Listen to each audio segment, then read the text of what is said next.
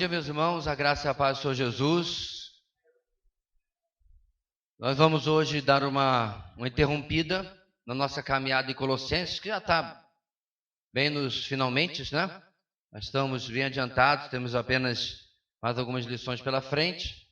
Quero anunciar para os irmãos também que nossa próxima matéria, nosso próximo módulo da Escola Bíblica Dominical vai ser o Sermão do Monte, o Sermão da Montanha, depende de algumas traduções. E vai começar logo depois nós terminarmos já essa matéria. Mas hoje nós vamos aproveitar a presença do nosso preletor da 8ª Conferência de Exposição Bíblica Palavra da Videira, como é o nosso costume. Como eu falei para os demais, quando a gente traz uma pessoa lá do Brasil, né, de tão longe, a gente suga, especialmente porque não fez nada aqui, está bem descansado. Quero pedir a misericórdia dos irmãos que essa madrugada foi dormir, o expediente foi até mais tarde, né? Ele tinha algumas coisas para entregar. Mas ele está aqui, meus irmãos, vamos orar, já passar a palavra para o Sacha e ouvir aquilo que Deus tem a nos falar nessa manhã.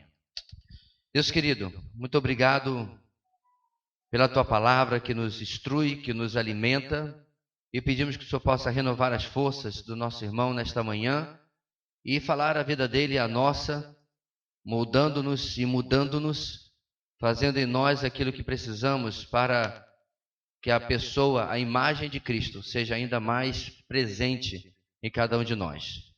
Ajuda-nos nesta manhã, é o que oramos em nome de Jesus. Amém.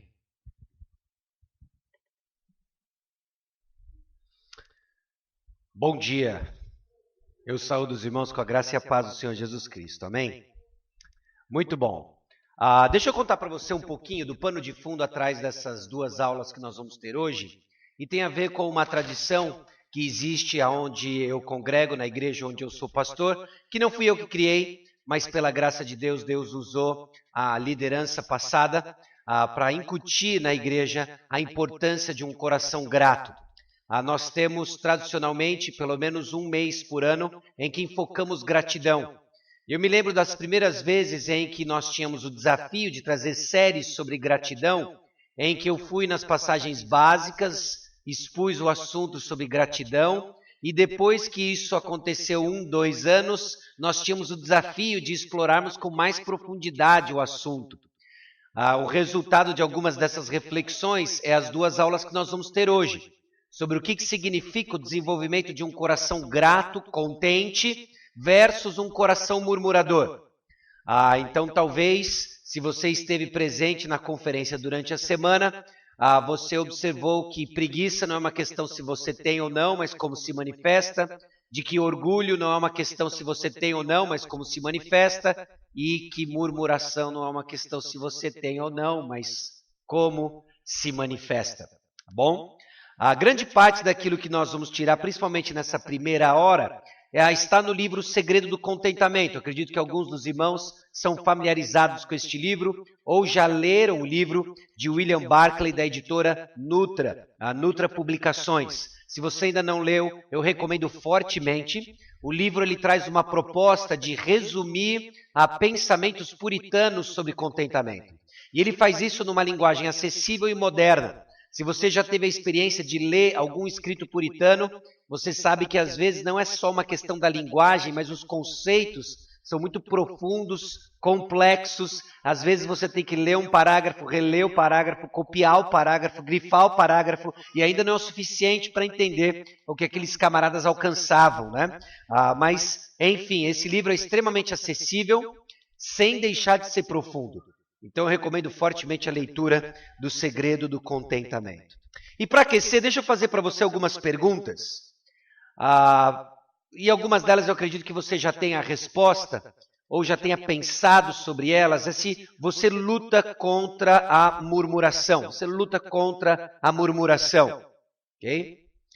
Desde a murmuração falada, às vezes o rolar dos olhos, o bufar, não é? Às vezes rola, né? E a gente tem uma série de interjeições aí já cultivadas no nosso meio, que nada mais são do que murmurações, não é? Como que você luta contra a murmuração? Se você já identificou isso, a pergunta que segue agora diante de um crente em Cristo que quer dar o próximo passo no seu crescimento espiritual é como é que você luta contra a murmuração. O que é um coração murmurador? O que é um coração murmurador? O que esse coração murmurador está dizendo? Qual é o problema de murmurar? Só uma murmuraçãozinha, não é? Às vezes é até gostoso, a gente junta amigos, para quê? Para murmurar. Vamos murmurar junto, né? Murmurar do Brasil, murmurar da pandemia, murmurar dos evangélicos, vamos murmurar, né? Murmurar. E existe esperança para o murmurador? Essas são algumas das perguntas que eu espero atacar hoje, ou tratar hoje, juntamente com vocês. Thomas Watson, um dos puritanos do passado, definiu murmuração como a espuma que cresce de um coração fervendo em descontentamento. Olha que definição, não é? Ela é muito vívida, né? É uma espuma. Você começa a pensar um camarada espumando, né? Um coração que ferve em descontentamento. E aí nós vemos que existe uma relação entre condição de coração e comportamento. Eu acho que nessa altura da sua vida cristã, se você já tem caminhado há algum tempo, você já entendeu de que todo o nosso comportamento flui de uma condição de coração, certo? Sobre tudo que se deve guardar, guarde o seu, porque dele procedem as fontes de vida. Então, nosso comportamento de murmuração flui de uma condição de coração. Se o seu coração ele é contente, o comportamento que flui é gratidão. Se o seu coração é descontente, o que flui dele é murmuração. Ok? Bom, Filipenses 2,14 diz, fazei tudo sem murmurações. Existe um apelo para arrependimento de um coração descontente. Meus irmãos, talvez hoje o chamado do Senhor é justamente de apresentar a feiura, a seriedade da murmuração e nos chamar a arrependimento. 1 Tessalonicenses 5,18 diz, em tudo dai graças. É um apelo para o exercício de um coração contente. Meus irmãos, essa é a vontade de Deus para a sua vida. Eu sei pouca coisa de você, talvez a única coisa que eu sei de alguns é o nome e de outros é onde você congrega. Mas eu sei algo que Deus quer para a sua vida, que você cresça em gratidão. Eu vim lá do Sudeste trazer essa revelação para você, receba. Deus quer que você cresça em gratidão. E eu digo isso com respaldo bíblico, assim diz o Senhor. Essa é a vontade de Deus para a sua vida, que você cresça em gratidão. Bom, então vamos examinar um pouco mais de perto a murmuração. Murmuração, meus irmãos, não é um pecado trivial. Não é um pecado trivial. Nós tratamos como um pecado trivial. Nós justificamos nossa murmuração. Nós racionalizamos nossa murmuração diante de nossas circunstâncias difíceis, sejam elas quais forem. Mas muitas vezes, o que está por trás de pequenos sinais, existe um grande problema. E via de regra é o que acontece na murmuração. Quando o nosso coração é tomado por descontentamento e espumamos em murmuração, isso não é um bom sinal. Definitivamente não é um sinal de que sua vida espiritual está decolando. Ok? Murmuração, então, é um sinal de um grande problema de coração e distanciamento do Senhor. E nós vamos abordar, então, nessa primeira hora, com o tempo que nos resta, a murmuração olhando em dois aspectos. Nós vamos ver a sua natureza e vamos ver os seus desdobramentos para os crentes em Cristo, a comunidade do Senhor Jesus Cristo. Algumas coisas nós já pincelamos em Números capítulo 11 durante a conferência, mas hoje nós vamos cavar um pouco mais no seu contexto. E entender de que murmuração não é trivial. Ao longo da história, Deus levou isso a sério. Houveram punições severas com relação à murmuração, porque ela está de mãos dadas com incredulidade. Bom, dito isso, abra sua Bíblia em Números capítulo 11.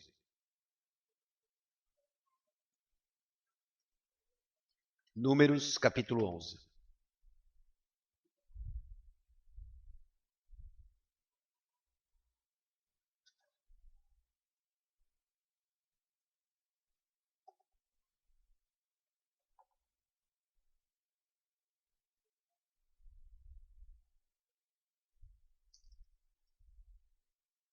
Bom, o contexto histórico de Números 11 é a peregrinação do povo de Deus no deserto logo após a saída do Egito. Foi um livramento, lembre-se, triunfante sobre o Egito e demonstração da misericórdia e graça do Senhor. Então você imagina, não é? Às vezes eu penso algumas histórias em particular da Bíblia, todas elas fascinantes, mas algumas parece que gera aquela curiosidade, do tipo assim, Senhor, chegando na glória eu quero assistir esses DVDs aqui, não é? No Celestial Flix eu quero assistir a passada do povo no Mar Vermelho. Aquele mar abrindo, né? Nossa criatividade, eu não sei com relação a você, talvez a minha seja doentiamente fértil, né? Mas passando a mão naqueles muros de água e o povo vendo a seco, um negócio fascinante. O povo já passou, já experimentou esse grande livramento do Senhor e agora o povo no deserto está vendo quem o Senhor é. É no contexto do deserto que justamente ele se revela ao povo. Deus está se revelando ao povo com o objetivo de torná-lo exclusivamente seu reino de sacerdotes. Essa informação nós vemos lá de Êxodo capítulo 19, é um capítulo paradigmático na história de Israel, e o que nós vemos nos versículos 5 e 6 de Êxodo 19 é justamente isso. Lá nós encontramos o povo de Israel encontrando diante de Deus. E agora Deus está caminhando e ensinando o povo a ser povo dele. Então o livro de Números mostra a constante reação pecaminosa do povo de Deus diante das manifestações cuidadosas de Deus. Falha do povo, fidelidade de Deus. Dá para imaginar como que Números fala conosco hoje. Essa dupla aqui, ó. Falha do povo, fidelidade de Deus. Falha do povo, fidelidade de Deus. Seu coração precisa ser encorajado nisso. Porque enquanto somos expostos ao nosso pecado, nós precisamos também ser consolados com a fidelidade de Deus. Então, Números capítulo 11. Nós vamos ver que a murmuração ela tem raiz na cobiça do coração. Esse foi o ponto que nós trabalhamos levemente na conferência e agora nós vamos desenvolver com um pouco mais de detalhes. Números 11, versículos 1 a 6. Queixou-se o povo de sua sorte aos ouvidos do Senhor, ouvindo o Senhor, acendeu-se-lhe a ira. E fogo do Senhor ardeu entre eles e consumiu extremidades do arraial. Então o povo clamou a Moisés e, orando este ao Senhor, o fogo se apagou. Pelo que chamou aquele lugar Taberá, porque o fogo do Senhor se acendera entre eles. E o populacho que estava no meio deles veio a ter grande desejo das comidas dos egípcios, pelo que os filhos de Israel tornaram a chorar e também disseram, quem nos dará carne a comer? Lembramos-nos dos peixes que no Egito comíamos de graça, dos pepinos, dos melões, dos alhos silvestres, das cebolas e dos alhos. Agora, porém, seca-se a nossa alma, e nenhuma coisa vemos senão este maná. No seu livro sobre a arte do contentamento divino, Thomas Watson faz a seguinte pergunta. Deus irá suprir nossos desejos, mas Ele irá satisfazer nossas cobiças pecaminosas também? Meus irmãos, nós nos apegamos e devemos nos apegar às promessas de Deus, mas você precisa saber e distinguir entre promessas de Deus e cobiça do seu coração. Muito aí fora é dito sobre se apropriar das promessas de Deus, que nada mais é do que a cobiça do nosso coração. Alguns desejos que são legítimos, inclusive, mas que assumiram uma posição ilegítima no nosso coração. E um dos sinais mais claros de que esses desejos legítimos assumiram uma posição ilegítima no coração é a minha resposta de murmuração quando eu não os tenho. E Números capítulo 11, versículos 1 a 6, mostra justamente o contraste entre esse povo murmurando porque não tem seus desejos satisfeitos, ainda que todo o contexto seja recheado da misericórdia divina. Então, no versículo 1, nós vemos que o povo se queixou aos ouvidos do Senhor. É o povo se queixando. Como resultado da queixa e murmuração do povo, houve grande juízo e também manifestação da misericórdia de Deus. E a murmuração estava ligada à cobiça pelas coisas do Egito. E aí nós fizemos esse ponto, e aqui eu reforço que grande parte da nossa murmuração, ela é reflexo de desejos não satisfeitos, de cobiças não satisfeitas. O povo de Israel acabou de experimentar o grande livramento do Senhor, e agora eles estão murmurando no deserto, porque eles não têm as comidas do Egito que eles nunca tiveram para comer. Eu sei, eu não quero dar um bug no seu cérebro, mas eles estão com desejo de comer a comida que eles nunca comeram e puderam ter do Egito.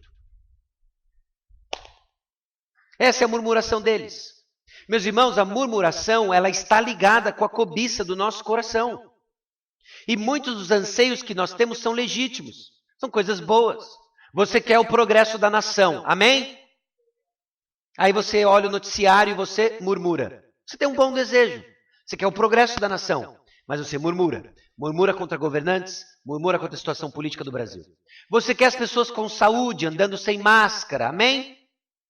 Mas aí você murmura contra, começa com P e termina com andemia.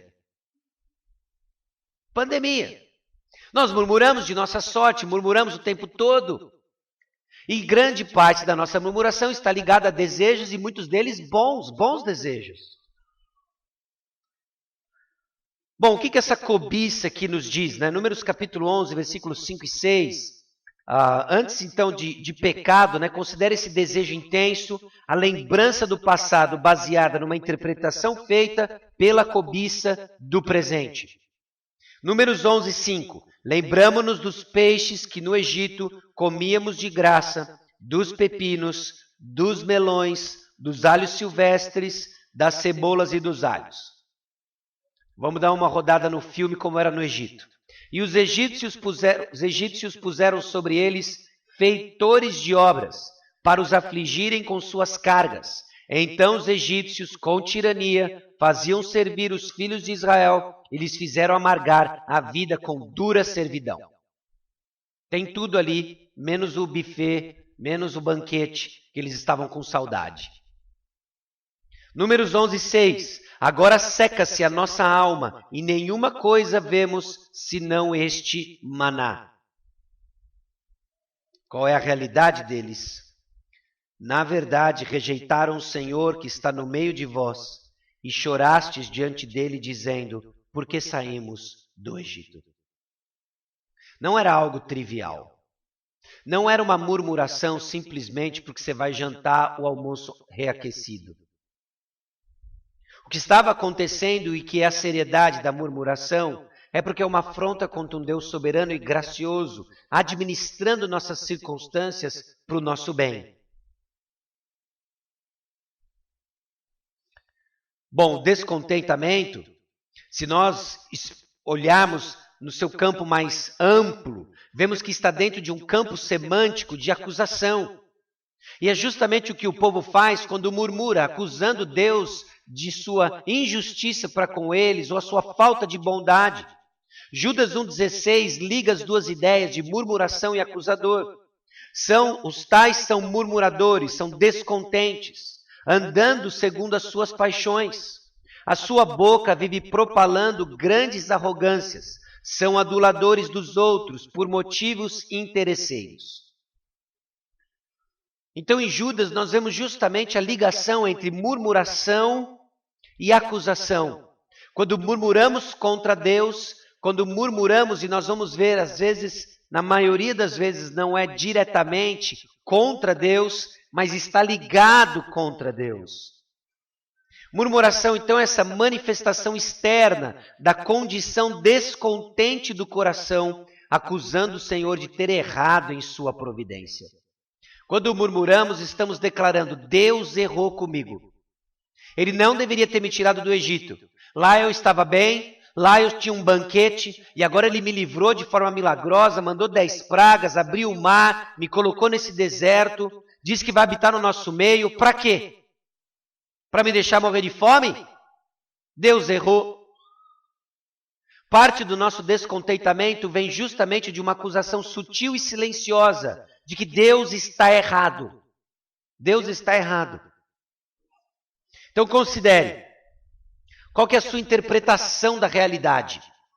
Às vezes nosso coração diz coisas assim: minha vida não tem sentido, Minhas circunstâncias não têm sentido.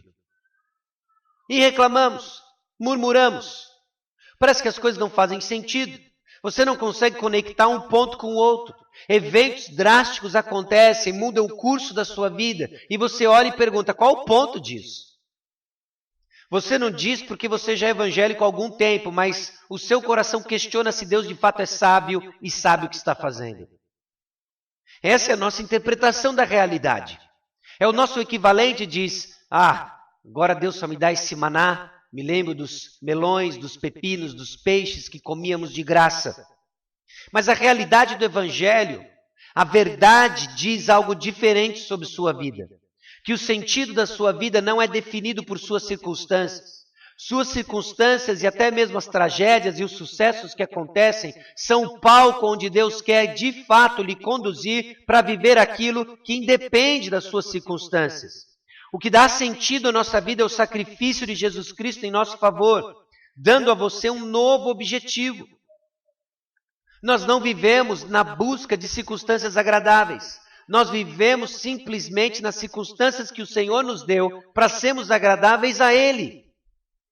É isso que movia o apóstolo Paulo. Abra sua Bíblia em 2 Coríntios, capítulo 5.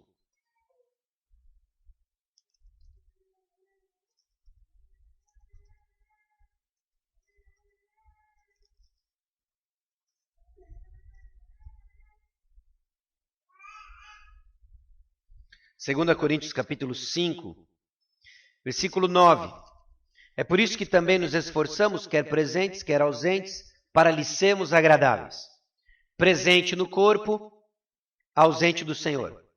Ausente do corpo, presente com o Senhor. Quando que eu estou presente no corpo e ausente do Senhor? Quando eu estou vivo. Quando que eu estou ausente do corpo e presente com o Senhor? Quando eu estou morto. Quer vivo ou morto, meu desejo é agradar a Deus. Paulo usa os dois extremos, compreendendo tudo que está entre eles, de que ele vive para o Senhor. Sabe por quê? Eis o que define suas circunstâncias de vida ou a interpretação das circunstâncias de vida. 2 Coríntios 5,15, e ele morreu por todos, para que os que vivem não vivam mais para si mesmos, mas para aquele que por eles morreu e ressuscitou. Isso dá sentido à sua vida. No meio do caos das nossas circunstâncias, quando muitas perguntas ficam sem respostas, e eu reconheço, existem perguntas difíceis. E existem perguntas que nós vamos passar toda a nossa peregrinação com um grande ponto de interrogação. Eu não sei. Mas a questão é que você não deve ficar sem a resposta que de fato você precisa e norteia o curso da sua vida. Sabe qual é? Cristo Jesus morreu por você, para que você não viva mais para Ele, não viva mais para você mesmo, e viva para Ele. Então, como assim a sua vida não faz sentido? Talvez a dificuldade seja enxergar como as suas circunstâncias vão redundar para a glória de Deus num coração disposto a viver para Ele e não mais para si mesmo. Ou então você interpreta a sua realidade da seguinte forma: estou cansado de ser esquecido dentro da igreja e me sinto deslocado. Muda-se o endereço, muda-se as cidades, mudam-se as feições, os problemas continuam o mesmo. Não é? E quais são os problemas comuns? Olha, a igreja, as pessoas não se importam comigo, passou a pandemia toda, ninguém me ligou, eu acho que é tudo uma hipocrisia, eu estou cansado dessa hipocrisia na igreja, o pastor fala de amor e ninguém se ama, as pessoas falam que bom estarmos aqui louvando a Deus, querem dar as mãos, vira para o seu irmão, diz que você o ama, é uma grande hipocrisia. Não é?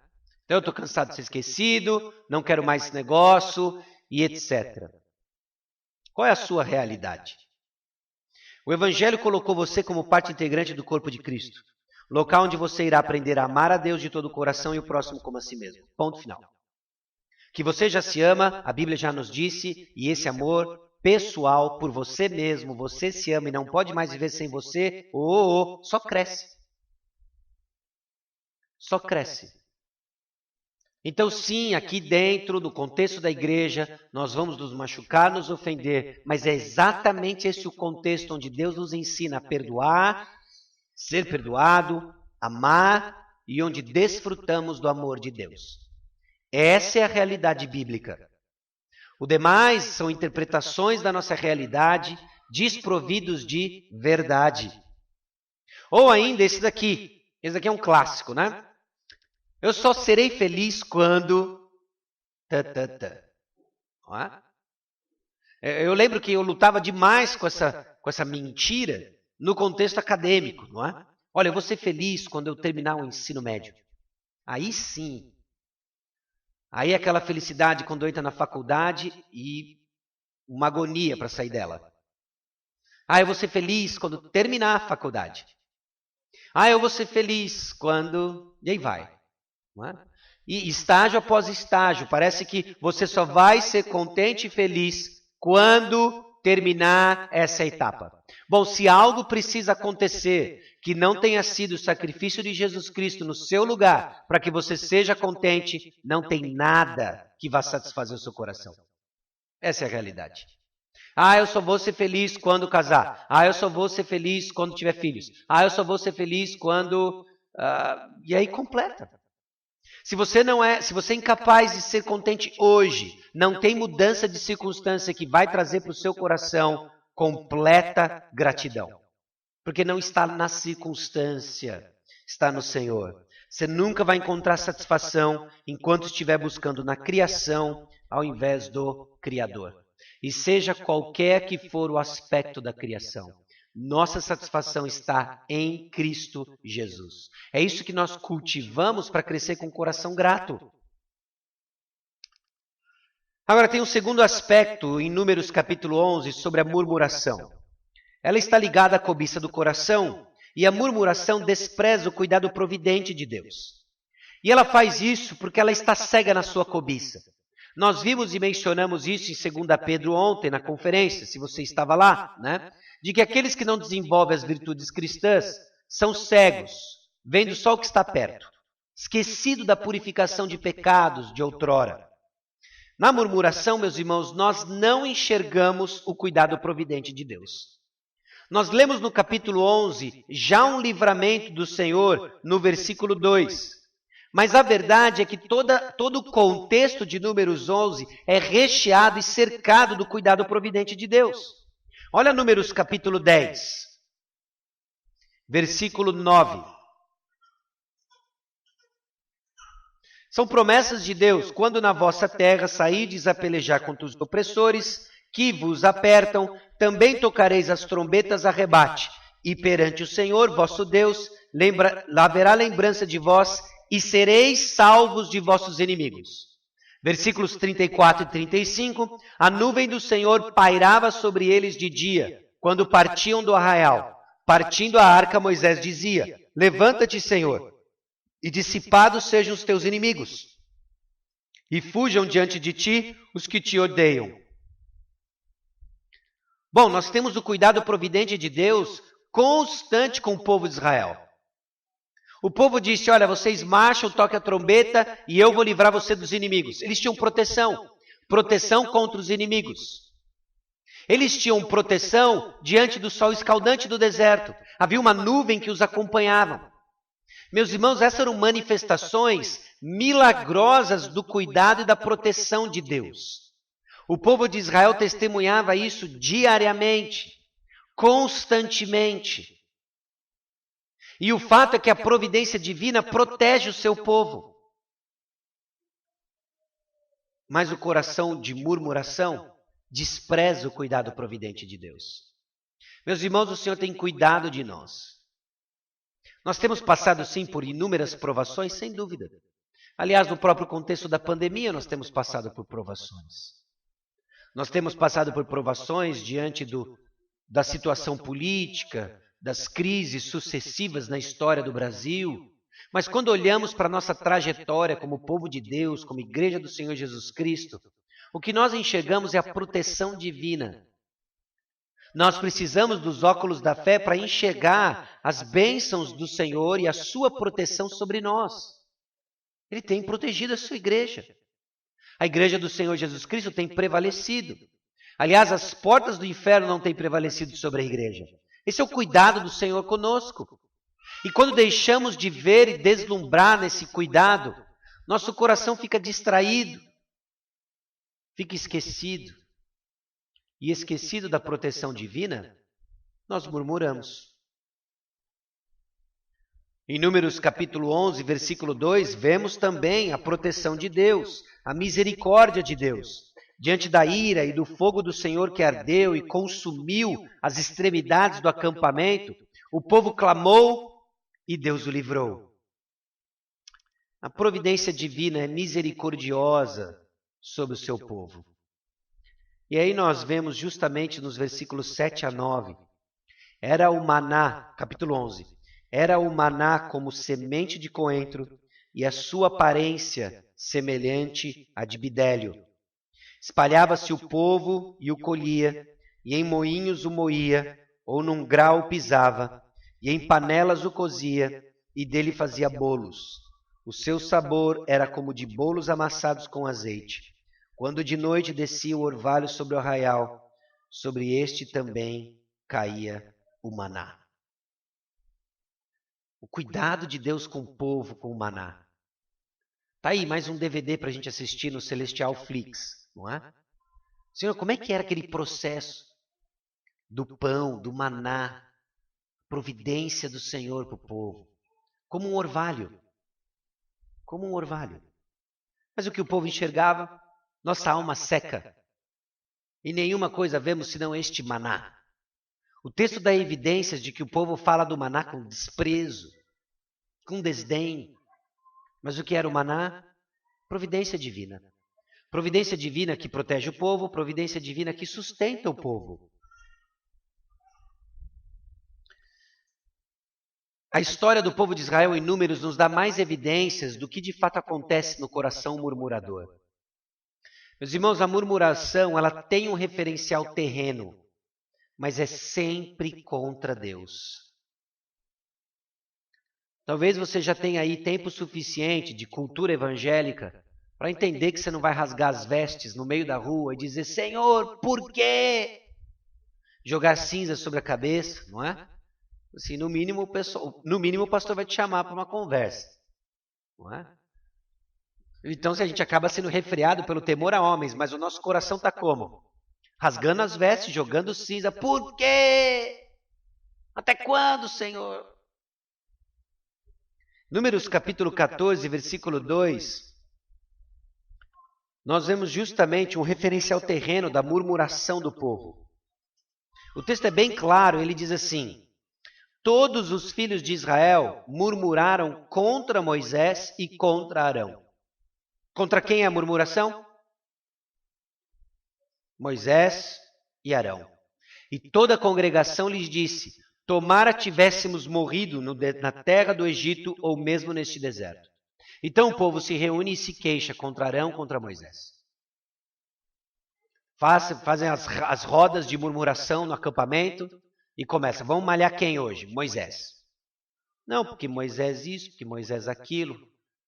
O camarada é gago, volta do monte brilhando, não se importa com a gente, fica todo cansado.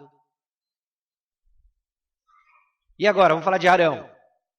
Vamos falar mal de Arão. Arão não serve nem para ser pagão. A gente pediu para ele fazer o bezerro de ouro um tempo atrás, ficou horrível aquele besouro. A gente vai besouro não. Bezerro. Ia ser interessante o escaravelho de ouro, né?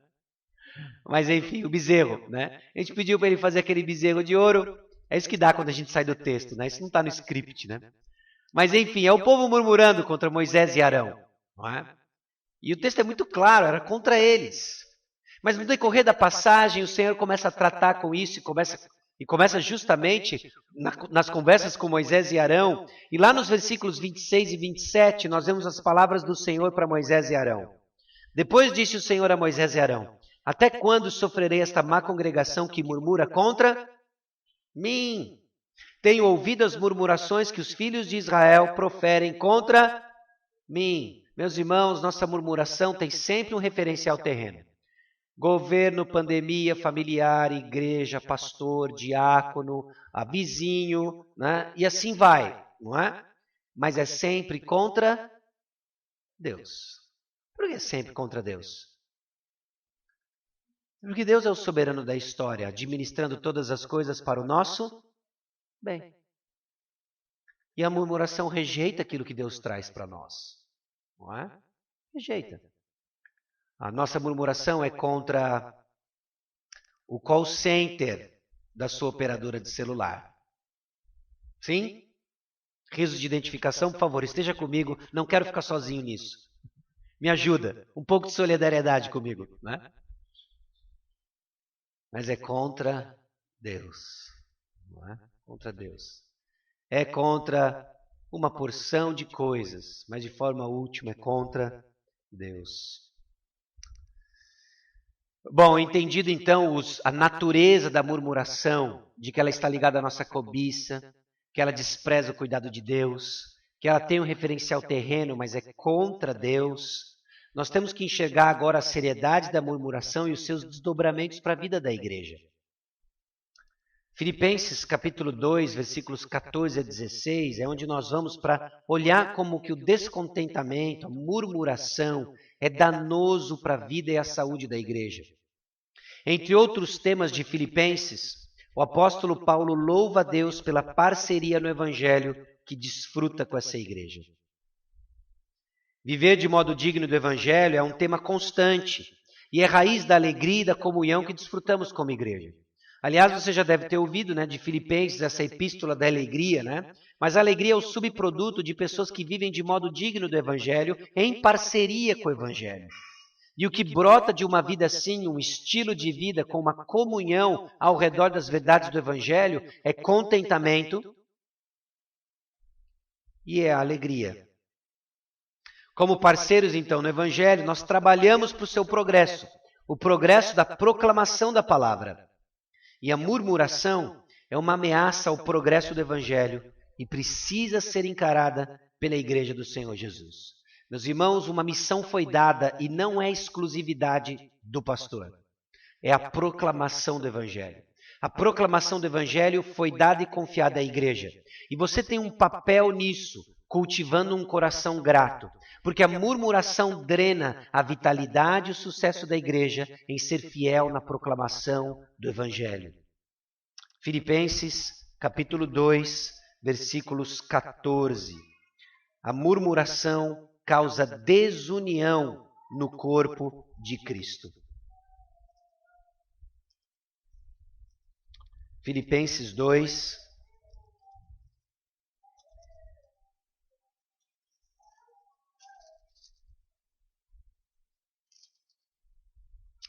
14. Fazei tudo sem murmurações nem contendas. Fazei tudo sem murmurações nem contendas. Acho que pode passar um pouco mais. Isso. Estamos aí. Fazei tudo sem murmuração nem contendas. Meus irmãos, murmuração é ligado a contendas. Nós vimos isso, inclusive, em Números capítulo 11, quando aquele populacho começa a se queixar da sua sorte no deserto e começa a falar das comidas do Egito. Aquilo começa a contaminar o povo de Israel e o povo de Israel começa a desejar a comida do Egito. E o que acontece ali começa a acontecer contendas. Contendas contra Deus e começa a dividir-se o povo. Murmuração gera contendas dentro da igreja. E é seu papel, nosso papel, abafar focos de murmuração e substituí-los pela fé por gratidão. Quando isso acontece, a igreja amadurece. Quando isso acontece, nós preservamos os caminhos onde o evangelho vai ser proclamado, reverberado e a igreja é edificada. Mas a murmuração parece que cria barreiras, onde a palavra de Deus deixa de encontrar caminhos. É como se fossem veias entupidas, onde o sangue que traz e comunica a vida deixa de circular e vai gangrenando partes do corpo de Cristo. Murmuração está ligada a contendas. O Novo Testamento amplia essa compreensão e começamos a ver que nós murmuramos porque estamos descontentes com o cuidado que recebemos. Atos capítulo 6, versículo 1, nós vemos ali naquela passagem clássica, né, de quando surgem os diáconos, a primeira menção dos diáconos. Está lá, ora, naqueles dias, multiplicando-se o número dos discípulos, houve murmuração dos helenistas contra os hebreus, porque as viúvas deles estavam sendo esquecidas na distribuição diária. Então, descontentes do cuidado que recebiam, aquele grupo começa com murmuração e a igreja do Senhor Jesus Cristo, aquela de Atos capítulo 2, da multidão dos que creram, não é? Aquele ambiente, todo mundo de mão dada, cantando, bom estarmos aqui. Agora começou. Bom estarmos aqui, mas não com os helenistas. Mas não com os judeus. Por quê? Porque eles são cuidados. O pastor só olha para eles. Também, amiguinho do pastor, ó.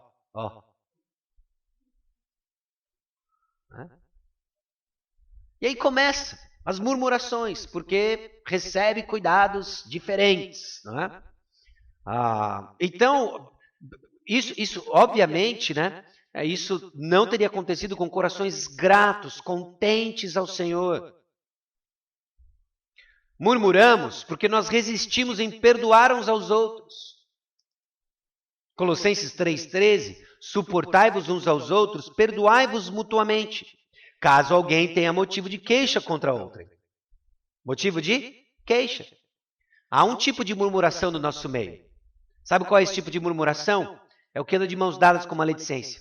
Olha, fulano é difícil, viu? Ele insiste em fazer isso. Ele insiste em me tratar dessa forma. Mais um domingo, não me cumprimenta, passou por mim, me ignorou. É difícil, viu? E aí a murmuração flui de um coração incapaz de perdoar. Incapaz de perdoar. Nós murmuramos porque julgamos os irmãos. Tiago 5,9 diz, irmãos, não vos queixeis uns dos outros, para não serem julgados. Eis que o juiz está às portas. Murmuramos porque estamos em cima de uma plataforma julgando a performance cristã dos irmãos. Irmão é piedoso, irmão é mais ou menos, talvez chegue um dia lá no meu estágio, não é? No meu status evangélico, não é? Fulano ali não tem condição, e assim vai.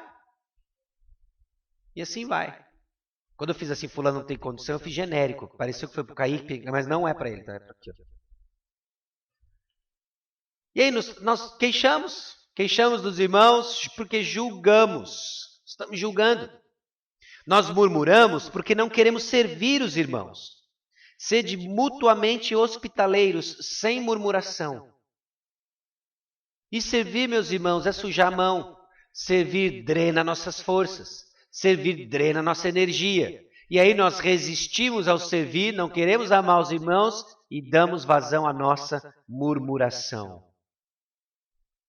Então a murmuração, ela causa desunião no corpo de Cristo. A murmuração, ela afeta o testemunho cristão. Ainda em Filipenses 2, nós lemos o 14, né, que diz, fazei tudo sem murmurações nem contendas, para que vos torneis irrepreensíveis e sinceros, filhos de Deus, inculpáveis no meio de uma geração pervertida e corrupta, na qual resplandeceis como luzeiros no mundo, perseverando a palavra da vida, para que no dia de Cristo eu me glorie de que não corri em vão, nem me esforcei inutilmente. Então a nossa gratidão, a nossa luta contra a murmuração, constrói em nós um caráter irrepreensível. E é esse caráter irrepreensível que brilha a luz de Cristo nesse mundo pervertido. Mas aí alguém entra pelaquela porta e encontra uma comunidade que o tempo todo murmura. Murmura uns dos outros, murmura das mesmas coisas pelos quais eles lá fora murmuram. E ele olha e vira meme, né? Qual a diferença? Não tem. Não tem. Meus irmãos, o mundo precisa ver um grupo que padece das mesmas dores e mazelas, mas enfrenta com o coração grato. A semana toda nós vimos razões porque nós podemos cultivar isso. Porque nós não somos daqui. Estamos em viagem para o destino final e lá será gozo eterno. Mas até lá, abafar nossa murmuração. Isso não significa que você não possa lutar por condições melhores, seja qual for, da igreja, da família, do seu contexto profissional, acadêmico, mas em tudo dai graças. Em tudo dai graças. Precisamos pensar então no progresso do evangelho mais do que no nosso próprio conforto. E grande parte da nossa murmuração vem porque nós estamos voltados ainda para nós mesmos, pensando no nosso conforto e não no progresso do Evangelho. Enquanto o nosso conforto for o foco, iremos colher murmuração no campo de um coração descontente. E quando o progresso do Evangelho for o foco, para a glória de Deus, iremos navegar com mais estabilidade em meio às mais diversas circunstâncias. E aí, legitimamente, diremos com o apóstolo Paulo, em Filipenses 4,13, tudo posso naquele que me fortalece. Porque o contexto lá é justamente enfrentar as adversidades, o contexto oposto de abundância, escassez, fome, toda circunstância. Por quê? Porque com o coração grato, tudo posso naquele que me fortalece. Bom, os desdobramentos então da murmuração, segundo William Barclay, a murmuração enfraquece o testemunho da igreja por duas razões. Primeira, um espírito descontente proclama a si mesmo e não o nome de Cristo. Deixamos de proclamar o nome de Cristo e estamos proclamando nossas preferências, nossos confortos, não o Senhor. A pessoa murmuradora, ela é descontente e egoísta, e podemos proclamar a nós mesmos ou a Cristo, mas não ambos. Sua gratidão proclama Cristo, sua murmuração proclama a si mesmo. 2. A murmuração nos torna semelhantes ao mundo e não separados dele. Os descrentes, por sua própria natureza, são descontentes. Sejamos diferentes. Sejamos diferentes. Aliás, é curioso, né? A 1 Pedro capítulo 3, versículos 1 a 6, é a passagem clássica, né, da mulher casada com um incrédulo. E o apóstolo Pedro encoraja a mulher a viver de forma que as suas obras, né, santifiquem seu marido. Não é? E uma das coisas interessantes é que ela faz isso com coragem e com gratidão. E conforme ela enfrenta a vida com coragem e gratidão, ela vai criando e antecipando no coração do marido uma série de perguntas inevitáveis. Do tipo, não é possível. Essa mulher é sujeita às mesmas coisas que eu. E ela encara tudo com gratidão. Qual é a sua doideira? Que bicho te picou? É isso, meus irmãos, que um coração contente vai fazer no mundo hoje, que está muito confuso. O mundo está confuso. O mundo sempre foi confuso, mas parece que ficou confuso demais. Não é? As coisas correm com velocidade. E as coisas que correm com velocidade não é necessariamente informação, mas mais confusão. Desesperadamente o mundo precisa ver um grupo de gente contente. Contente não porque simplesmente vive no país das maravilhas, né? Alice no País das Maravilhas, ou Mary Poppins, ignorando qualquer coisa. Essa vida doida, estoica. Ela encara a realidade, mas com gratidão. Porque a razão das nossas ações de graças não estão nas circunstâncias. Estão em Cristo Jesus, em quem estamos enraizados e edificados. Bom, o que vimos até agora então, a murmuração é um problema da cobiça do coração. Olhemos então para quem transforma corações, nos dando um desejo maior e melhor, viver para Ele. É isso que nós queremos. Ao invés de ficar preocupado porque não temos os pepinos, melões, os peixes de graça, estejamos com o coração grato, porque Ele nos deu uma razão para viver.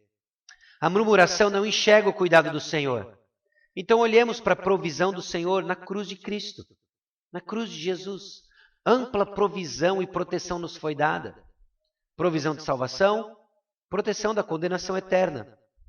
Murmuração é contra Deus. Olhemos para o Evangelho de Cristo que nos trouxe paz com Deus. A murmuração produz desunião no nosso meio. Então olhemos para o Evangelho de Deus que nos faz um novo homem em Cristo Jesus. E vamos celebrar isso. A murmuração afeta nosso testemunho. Então olhemos para o autor e consumador da nossa fé em arrependimento, buscando a graça que nos educa e transforma em representantes visíveis do contentamento no Senhor e gratidão ao Senhor. Bom, para aquecer para o nosso... Bom, eu não sei, está mais ou menos na hora de parar, né? O pessoal estica a perna. São 10:02. Um intervalinho, né? E antes do intervalo, deixa eu só jogar uma definição para você mastigar aí durante esse tempo, de contentamento. E essa definição é do Jeremiah Burroughs.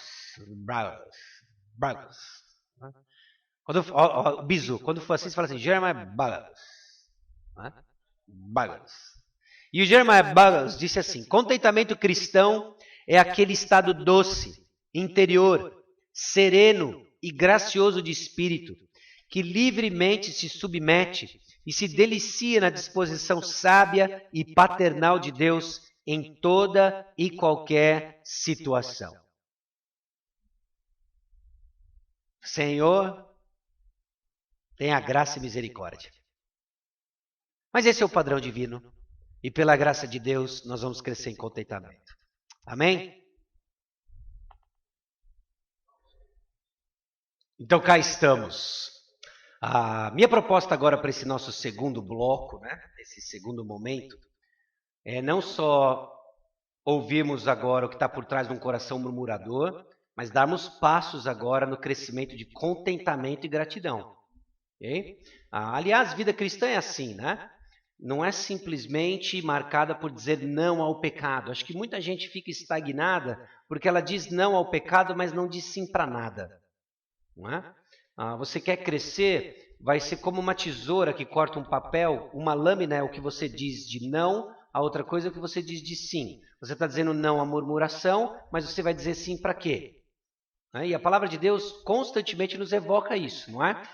Você falava mentira, agora você vai falar a verdade. Você roubava, agora você trabalha. Né? Você roubava para tirar dos outros para você, agora você trabalha para pegar o que é seu e dar para os outros. Né? Então existe o oposto. E da murmuração nós temos agora o contentamento. Queremos crescer, o descontentamento, nós temos o contentamento, da murmuração nós queremos crescer em gratidão. Então, para você pensar e estimular você e engajar nesse segundo bloco aqui, o que é gratidão? O que é gratidão? Pensa junto aqui, o que é gratidão? Eu espero que no final desse segundo bloco, você tenha aí uma definição funcional de gratidão, uma percepção do que é ser grato. Né? Onde está Deus em nossa teologia da gratidão? Onde está Deus na nossa teologia da gratidão? Qual que é o segredo da gratidão? O que significa viver, por exemplo, em Colossenses 3,15, que diz sede agradecidos? Ou 1 Tessalonicenses 5,18, né? A revelação que eu trouxe para você no primeiro bloco, né? Assim diz o Senhor, que você cresça em gratidão, né? Em tudo dai graças. Bom, vimos que a condição de um coração contente é gratidão, e um coração descontente é murmuração, e a gratidão é a manifestação externa de um coração contente no Senhor. Então, uma vida de gratidão só é possível quando há contentamento no coração. Como é que nós vamos dividir esse nosso tempo agora? Eu quero expor para você a compreensão popular de gratidão e justamente dizer para você que não é isso que nós queremos desenvolver, não é um conceito popular da gratidão. Nós vamos explorar a compreensão bíblica de gratidão, olhando gratidão e louvor. A Bíblia associa esses dois, gratidão e louvor. Associa gratidão com adoração, associa gratidão com a doxologia, né? Com a glória de Deus. Associa gratidão e petição. Agora parece até um pouco antagônico, né? Como assim gratidão e petição, né? E aí nós queremos experimentar uma definição funcional de gratidão. Então vamos lá, uma compreensão popular de gratidão. O teólogo David Paul disse o seguinte, os conceitos modernos ocidentais de gratidão são dominados pelo modelo que privilegia a emoção de agradecimento em resposta a um ato de bondade e a necessidade de retribuir a dívida para encontrar o equilíbrio do relacionamento pessoal. Olha que loucura isso. Deixa eu tentar destrinchar um pouco para você alguns dos elementos, né? Dos elementos modernos aqui, ocidentais de gratidão. Primeiro é que ele privilegia emoção. Nós vamos ver que gratidão não é uma mera emoção, mas é sim um passo de fé, é um ato de fé e obediência ao nosso Deus. o conceito moderno ocidental também é uma resposta a um ato de bondade, ou seja, uma retribuição. Alguém fez algo para mim, eu vou demonstrar gratidão na tentativa de criar um equilíbrio de relacionamento pessoal. Olha que doideira isso, não é? Alguém faz algo bom para mim, ele se coloca num patamar superior. Quando eu agradeço, volta o equilíbrio relacional. Essa é a ideia do mundo de gratidão. Meus irmãos, não é isso que nós queremos desenvolver. Por isso, dentro deste modelo, o autor continua, né? A gratidão está desassociada da ética social e do discurso teológico e é reduzido ao nível da etiqueta social, que é funcionalmente limitada ao âmbito da troca individual. Nesse conceito mundano de gratidão, não existe Deus. Não existe Deus. Mas não é essa a vontade de Deus para a sua vida. Não é que você cresça para ser alguém bem educado. Obrigado, obrigado. Não é que você cresça para ser alguém bem educado nas suas orações. Senhor, obrigado, desculpa qualquer coisa. Não é isso. Gratidão não é isso. Então nós precisamos de uma versão, uma definição melhor, mais robusta. Aliás, se você for na Wikipédia, né? E eu gosto de acessar a Wikipédia, não para um trabalho acadêmico, obviamente, né? Mas acessar a Wikipédia porque ela reflete o termômetro da compreensão popular de uma série de coisas. É impressionante. Qualquer assunto você digita Google, não é? Alguns deles a gente tem que ser bastante cauteloso com o que vem, mas reflete o termômetro do que está na boca do povo.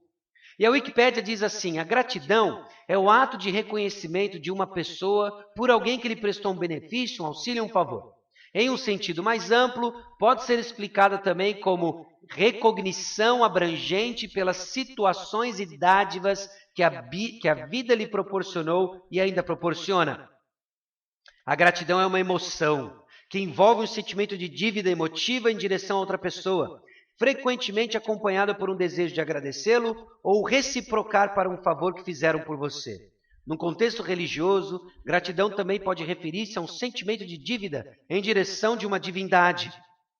Expressão de gratidão a Deus é um tema central do cristianismo.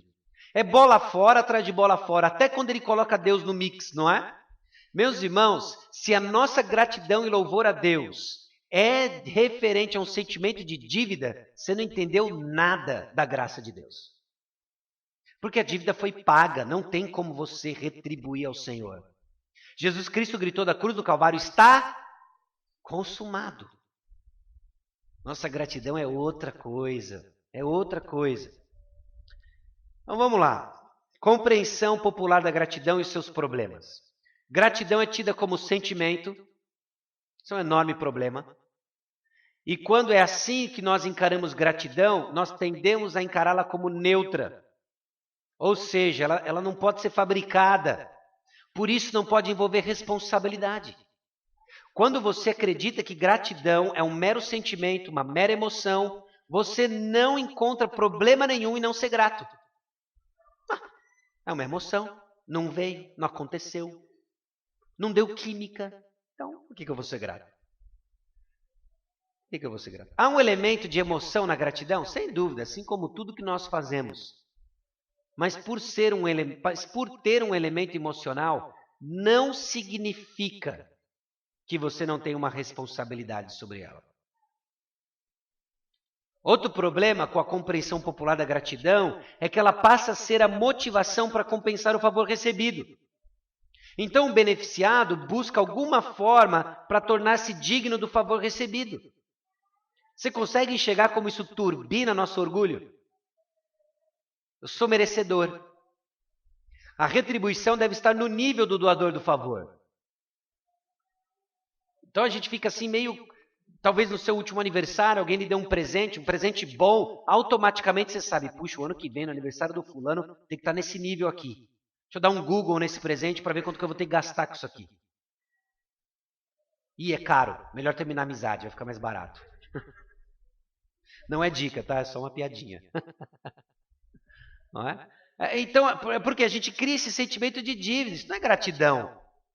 Gratidão é uma expressão da convenção social. É um problema isso aí. Por quê? Porque as referências são pessoas.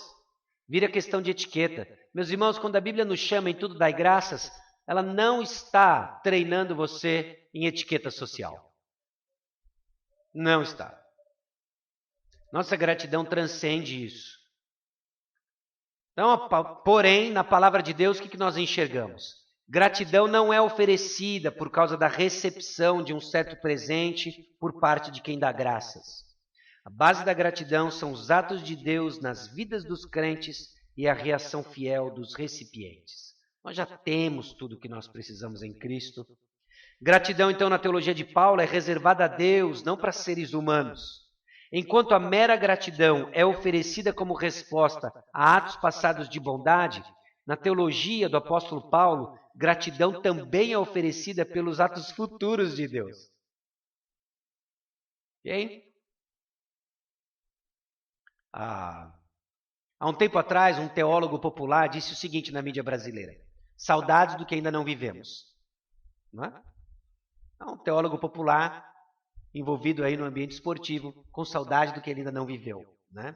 Meus irmãos, o crente agradece a Deus por aquilo que está no futuro. Por quê? Eu não sei o que está lá.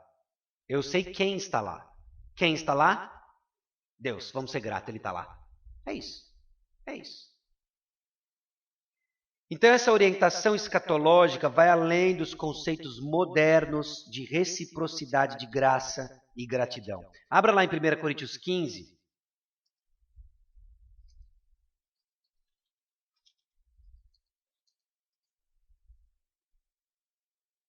Versículos 56 e 57. O aguilhão da morte é o pecado, e a força do pecado é a lei.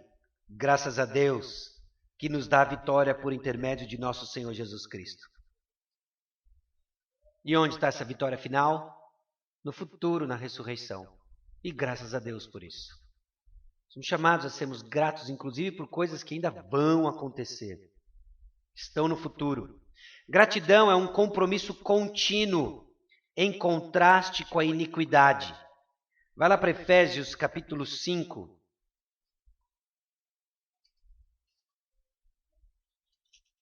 Versículo 4.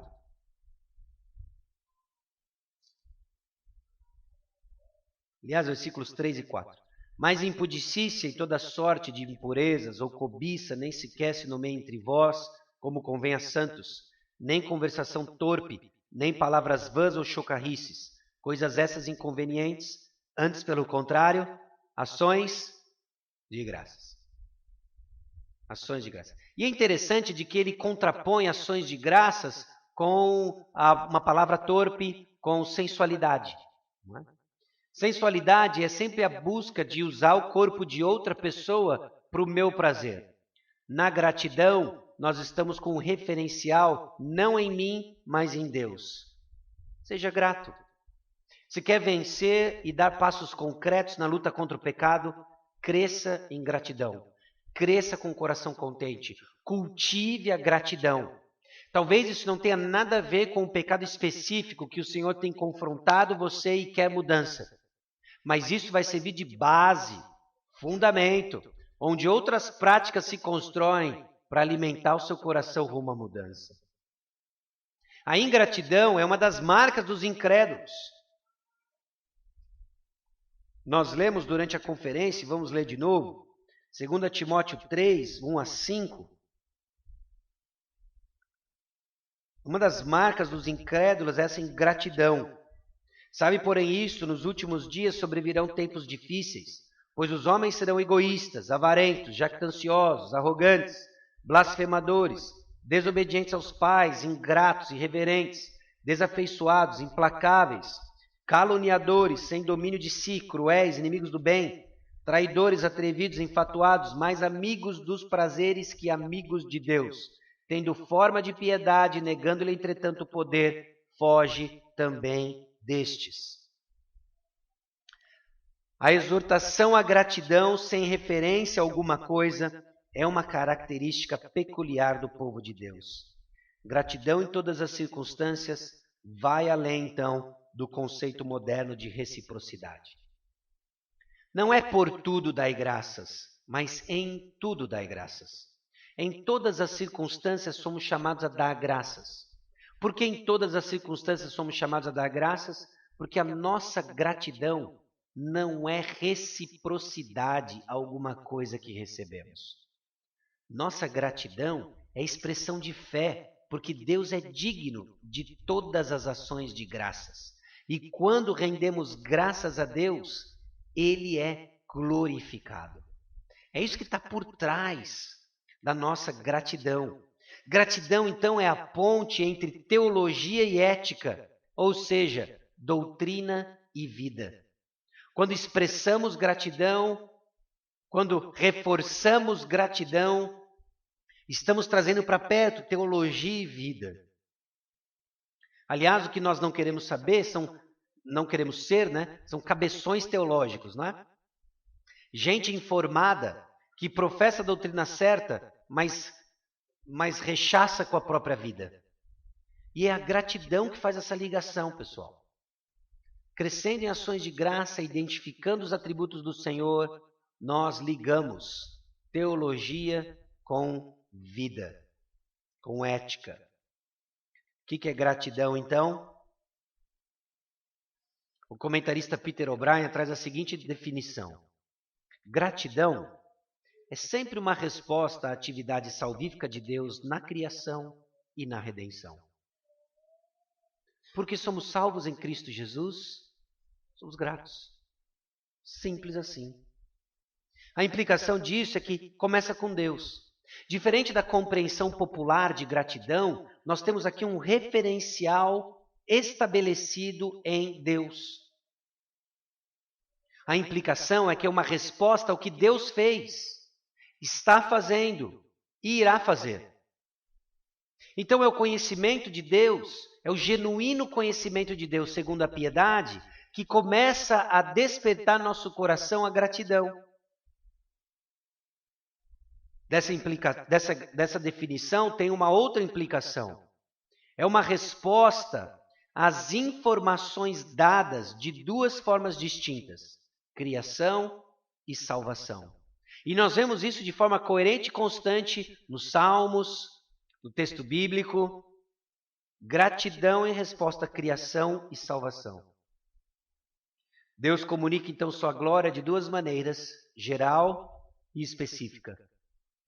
Geral, nós vemos, por exemplo, no Salmo 19, não é? Que os céus proclamam a glória de Deus.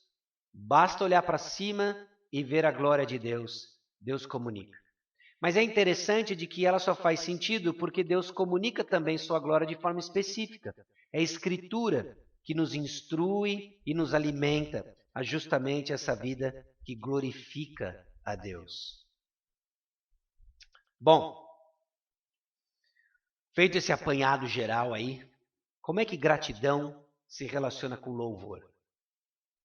O Antigo Testamento apresenta uma forma mais profunda de responder ao recebimento de presentes ou aos atos graciosos de Deus, louvor. E eles aparecem juntos no Salmo 35, 18, por exemplo. Vamos lá no Salmo 35, 18.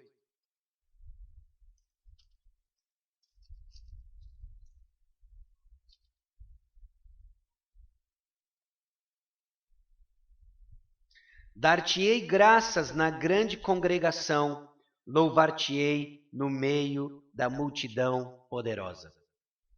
Bom, os Salmos associa que nós expressamos gratidão louvando a Deus. Quando nos reunimos dominicalmente, cantamos ao nosso Deus, louvamos a Deus, estamos também expressando gratidão, ações de graça. Então é importante que você venha, é importante que você cante. É importante que você se engaje com aquilo que está sendo cantado, treinando o seu coração à gratidão. Não é possível, então, separar os atos de Deus e seus atributos. Os atributos de Deus são revelados através de seus feitos poderosos na história, e o clímax de tais atos divinos está na morte e ressurreição de Jesus Cristo, revelação última de Deus. Descrevendo o encontro entre humanos e Deus, gratidão e louvor se misturam para descrever a única reação adequada a Deus, que é fonte de todo poder e bondade. nós louvamos porque somos gratos e contentes. Talvez até na prática você já tenha experimentado o oposto disso, não é? Quando estamos em luta com descontentamento, fervilhando em murmuração, nos reunimos para cantar e graças a Deus pela máscara que esconde meus lábios fechados e ninguém vai ficar me olhando, não é? É assim que muitas vezes nos encontramos no meio do louvor. Mas o que o Senhor quer, a vontade dele para a sua vida, em tudo dai graças. E o louvor é uma das formas que treinamos nosso coração em gratidão. Louve ao Senhor por quem Ele é, o que fez por nós em Cristo Jesus, treinando o seu coração à gratidão. Louvar e abençoar estão ligados no Antigo Testamento. E agora nós associamos gratidão com adoração. O coração do adorador é um coração grato. É um coração grato. Vamos lá para o Salmo 135, versículo 21.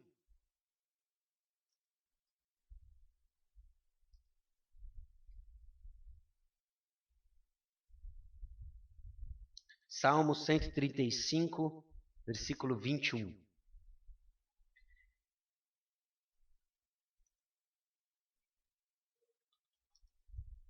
Desde Sião, bendito seja o Senhor, que habita em Jerusalém. Aleluia.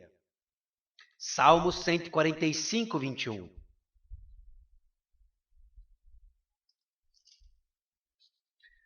Profira minha boca louvores ao Senhor, e toda a carne louve o seu santo nome para todo o sempre. Deus está sendo louvado por causa do que Ele tem feito por seu povo. E os termos usados de louvor e gratidão estão no âmbito da adoração. Bênção se transforma em louvor quando Deus é o foco. Deus é o foco. Quando nós tiramos nosso foco do Senhor, nós tiramos o foco do Senhor, nós não vamos expressar louvor.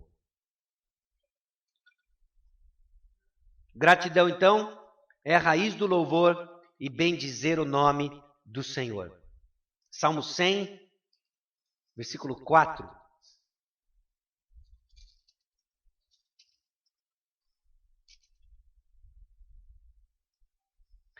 Entrai por suas portas com ações de graças, e nos seus átrios com hinos de louvor. Rendei-lhe graças e bendizei-lhe o nome. Gratidão à raiz de bendizer o nome do Senhor. E bênção, então, é o termo mãe de toda gratidão cristã. E às vezes a gente vai criando o nosso vocabulário, nosso nicho, né? E bênção é uma dessas palavras, a gente falou um pouco sobre isso na conferência, né? Mas se a gente não tiver uma compreensão bíblica de bênção, nós vamos deixar de desfrutar da bênção de louvar o Senhor, não é? A bênção é o termo mãe de toda gratidão cristã. Deus nos abençoou, meus irmãos. Nos abençoou de inúmeras formas. E conforme vamos aprendendo a riqueza das bênçãos celestiais que estão sobre nós, crescemos em gratidão. Gratos e contentes, porque somos abençoados. Louvado seja o Senhor. Gratidão e adoração. Agora, o texto bíblico também associa gratidão com a glória de Deus, doxologia. É uma ligação necessária para o entendimento de gratidão. Deus é glorificado quando o seu povo traz ações de graças. Louvor, então, e glória são oferecidos como uma resposta grata à obra maravilhosa de Deus. 2 Coríntios 4.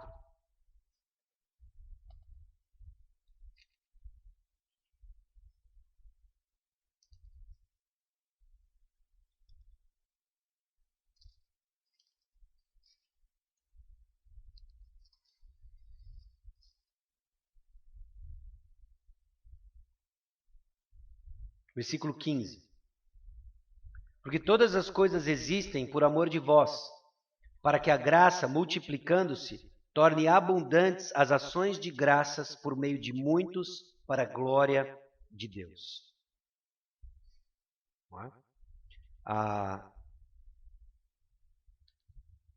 Graça manifesta a nós, graça comunicada no meio de nós, torna abundante as ações de graças.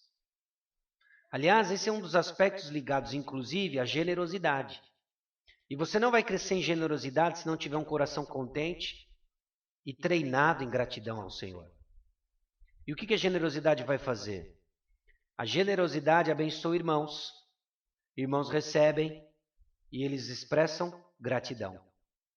E com o coração grato, eles crescem em contentamento para serem generosos e abençoarem outros irmãos, que recebem com gratidão e a gratidão os treina a serem generosos, que eles expressam generosidade e assim por diante. E é justamente esse efeito dominó da graça de Deus operando em nós que redunda glórias abundante a Deus. Percebe por que, mais uma vez, a murmuração é séria? Porque ela interrompe esse ciclo e Deus fica sem a glória. Mas quando isso é removido e crescemos em gratidão, Deus é glorificado. Deus é glorificado no nosso meio. Então, gratidão e glória estão ligados no contexto da adoração à luz dos feitos graciosos e maravilhosos de Deus. Gratidão de um coração contente glorifica a Deus. Deus é glorificado. Em tudo dai graças. Quer comais, quer bebais, ou façais qualquer outra coisa, façam tudo para a glória de Deus. Meus irmãos, Deus é glorificado quando somos gratos a Ele. Gratidão e petição. Gratidão e petição. Na base do reconhecimento da graça divina e fraqueza humana está a ligação entre petição e gratidão. Um coração grato está sendo treinado a entender quem é de fato a fonte de refúgio. E você vai pedir para a fonte de refúgio do seu coração. Quando a petição, então, está fundamentada em gratidão, Deus é o foco e não o interesse egoísta. Às vezes a gente fica assim meio, puxa, até meio sem graça, eu vou pedir isso de novo para Deus, né? Eu vou pedir isso para Deus, eu quero colocar tudo em oração, o que está acontecendo? Bom, se você tem um coração grato, a sua petição não vai ser egoísta. Então, gratidão está envolvida em nossa intercessão, nossa petição. Grato ao Senhor, buscando a glória de Deus, as coisas que pedimos são diferentes, estão alinhadas com a vontade de Deus e crescemos em gratidão. Quando Deus então é o foco, a súplica não é uma queixa, mas reconhecimento de fraqueza, limitação e dependência do Deus poderoso. Quando somos verdadeiramente gratos, somos livres para pedir. Já supondo, inclusive, que na gratidão, nossos corações são treinados de acordo com a vontade de Deus. E quando nós pedimos a vontade de Deus, nós temos a certeza que Ele nos ouve, Ele nos escuta. Então, você quer crescer, inclusive, em petição? Seja grato a Deus. Cresça em gratidão. Então, vamos construir nossa definição bíblica funcional de gratidão. Jesus Cristo é o Criador e o Salvador. Vamos lá para Colossenses capítulo 1.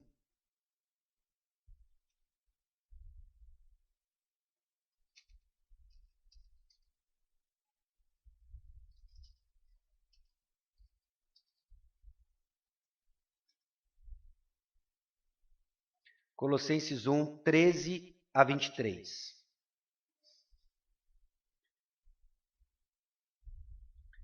Diz assim: Ele nos libertou do império das trevas e nos transportou para o reino do Filho do seu amor, no qual temos a redenção, a remissão dos pecados. Este é a imagem do Deus invisível, o primogênito de toda a criação, pois nele foram criadas todas as coisas, nos céus e sobre a terra, as visíveis e as invisíveis, sejam tronos, sejam soberanias, quer principados, quer potestades. Tudo foi criado por meio dele e para Ele. Ele é antes de todas as coisas, nele tudo subsiste. Ele é a cabeça do corpo da igreja, ele é o princípio, o primogênito de entre os mortos, para em todas as coisas ter a primazia. Porque aprouve a Deus que nele residisse toda a plenitude. E que, havendo feito a paz pelo sangue da sua cruz, por meio dele reconciliasse consigo mesmo todas as coisas, quer sobre a terra, quer nos céus. E a vós outros também, que outrora erais estranhos e inimigos no entendimento pelas vossas obras malignas, agora, porém, vos reconciliou no corpo da sua morte, mediante a sua morte, para apresentar-vos perante ele, santos, inculpáveis e irrepreensíveis. Se é que permaneceis na fé, alicerçados e firmes, não vos deixando afastar da esperança do evangelho que ouvistes, e que foi pregado a toda criatura debaixo do céu, e do qual eu, Paulo, me tornei ministro. É justamente nessa epístola que o senhorio de Cristo é enfatizado e onde encontramos a ênfase de Paulo na gratidão. Meus irmãos, o que Cristo fez por nós não pode passar desapercebido e esquecido. Então, estar em Cristo e reconhecer Cristo como Senhor de tudo são expressos por atos de gratidão, que é onde nós vemos em Colossenses 2, 6 e 7. Ora, como recebestes Cristo Jesus, o Senhor, assim andai nele, nele radicados e edificados e confirmados na fé, tal como fostes instruídos, crescendo em ações de graças. Andar nele, andar em Cristo Jesus. Eu não sei qual é a percepção, o conceito que você tem desse andar em Cristo Jesus. Mas eu acredito que parte do que aquilo que o apóstolo Paulo faz, quando ele nos chama a andar nele, e até nos chama a andar em amor, andar na luz, andar em sabedoria, tem a ver com um conceito hebraico traduzido no contexto grego.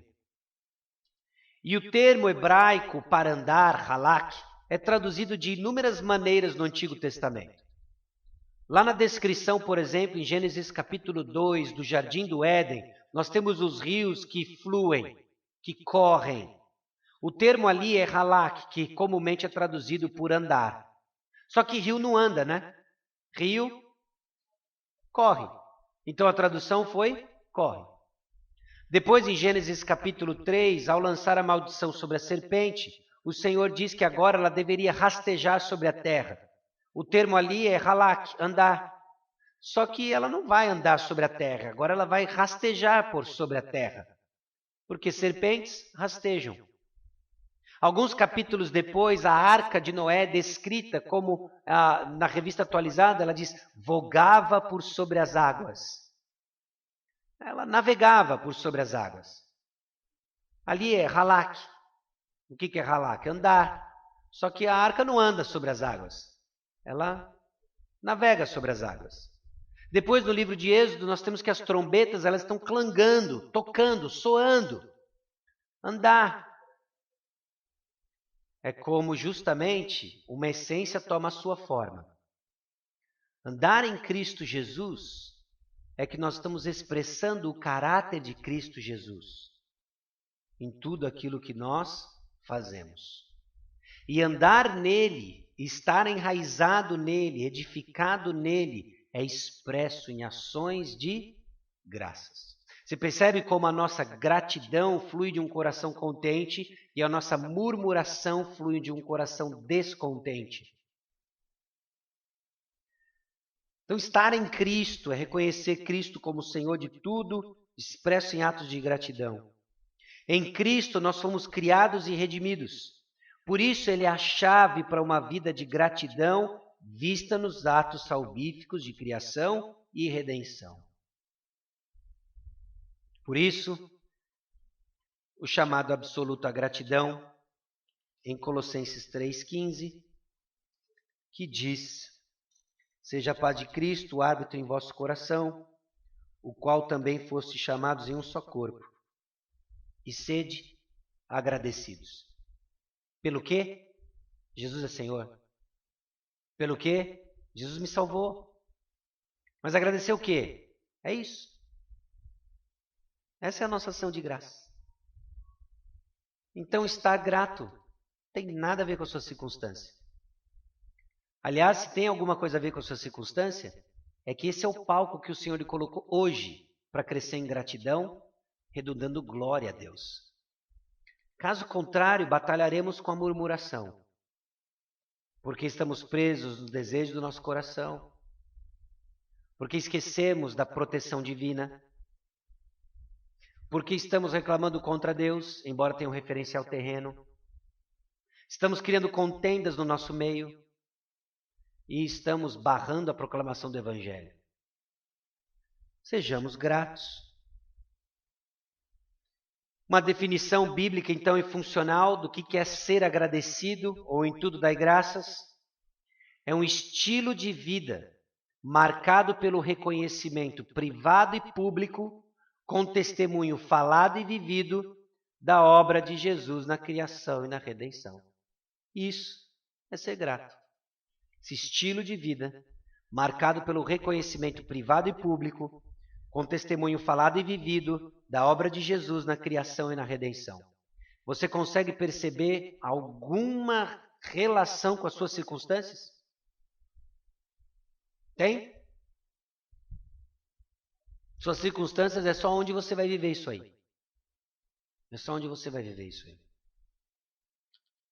Então, mais uma vez, nosso amigo Jeremiah Burroughs diz o seguinte: contentamento cristão é aquele estado doce, interior, sereno e gracioso de espírito, que livremente se submete e se delicia na disposição sábia e paternal de Deus em toda e qualquer situação.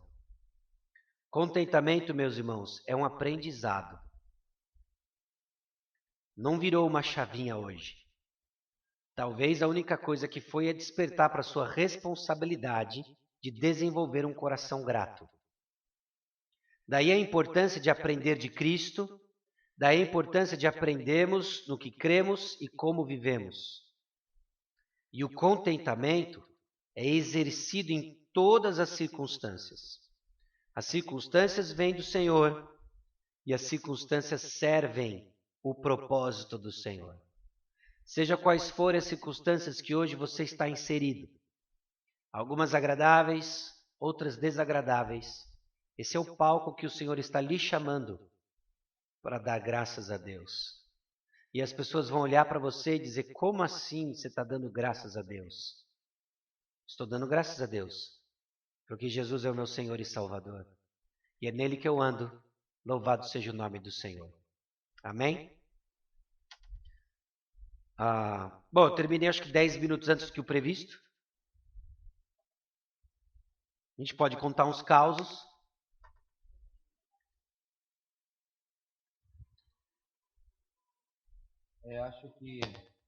Eu acho que eu tenho o caos perfeito para encerrar. Os irmãos conhecem essa ilustração.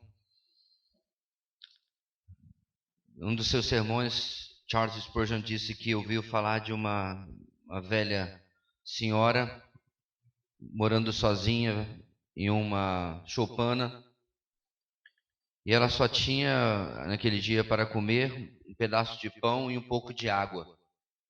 Então ela levanta suas mãos em adoração, no formato de uma bênção, e diz: o quê?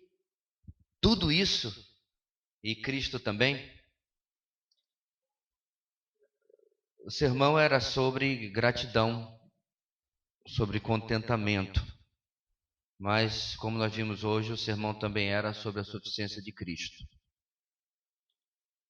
Nós temos falado, irmãos, deste tema diversas vezes, mas como diz a célebre frase do Bispo McAllister, eu não vou à igreja para ouvir novidades.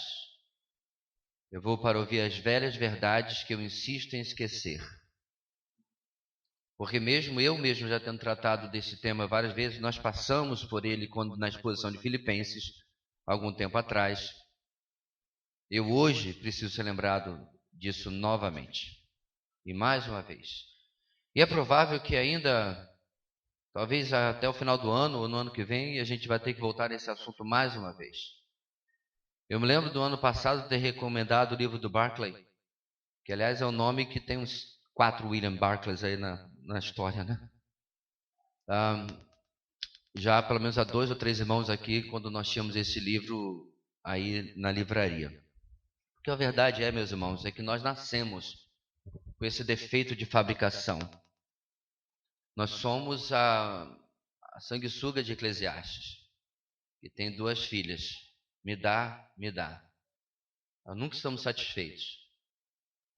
A gente está com a vida no começo difícil e a gente diz, Senhor, dá uma bicicleta. Não precisa ser de marcha não, pode ser uma barra circular.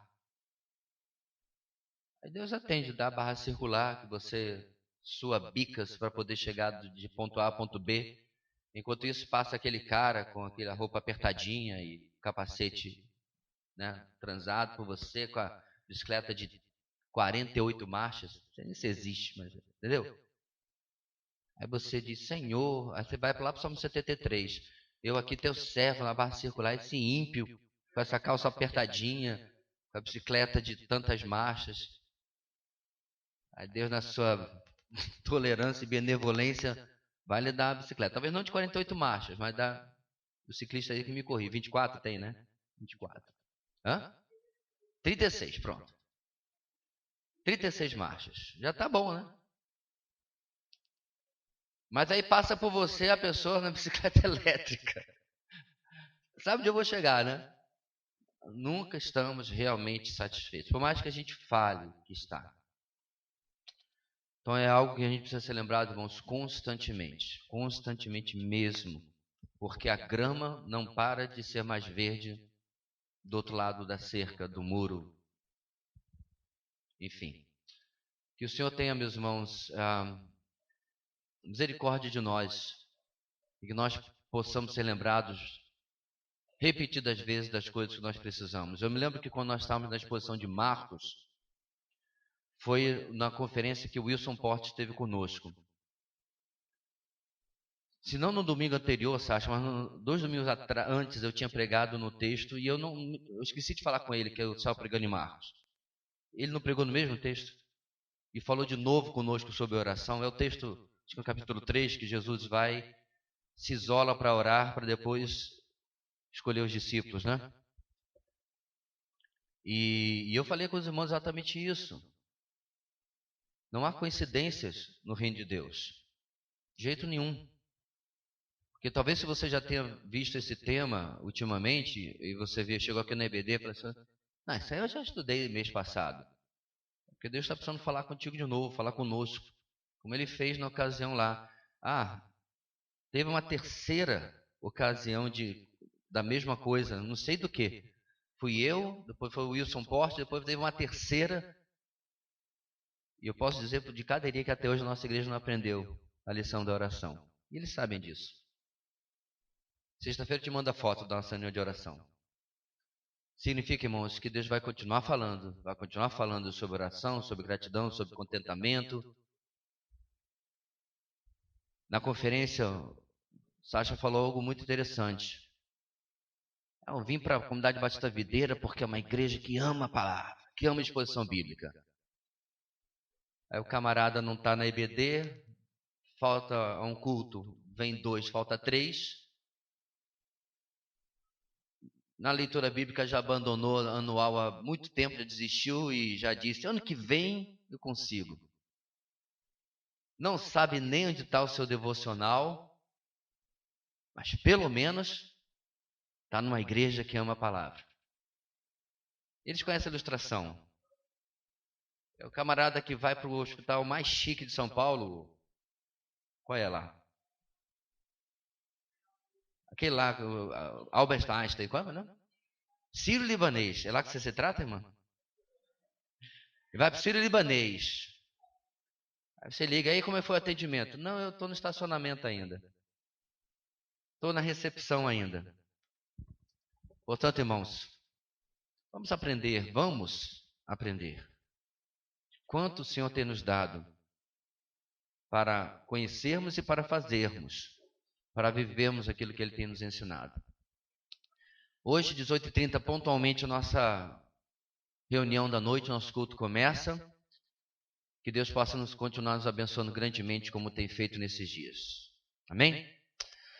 Deus Santo e querido, muito obrigado por tanto que o Senhor tem nos dado e como nós precisamos qualificar de maneira mais apropriada o que temos recebido de Tuas bondosas mãos. Dá-nos, ó Deus, que o inimigo não consiga, porque o plano dele já está estabelecido, não consiga roubar a semente, que ela também não caia entre espinhos, mas que ela caia em boa terra, a semente de hoje, de cada dia que o Senhor tem nos dado, e possamos, com seriedade e profundidade, aprofundar as nossas vidas no relacionamento contigo e nadar em águas mais profundas. Dá-nos, ó Deus, uma tarde de descanso e à noite possamos vir contentes, dispostos, felizes porque nos disseram: vamos à casa do Senhor. É o que te pedimos em nome de Jesus. Amém e amém.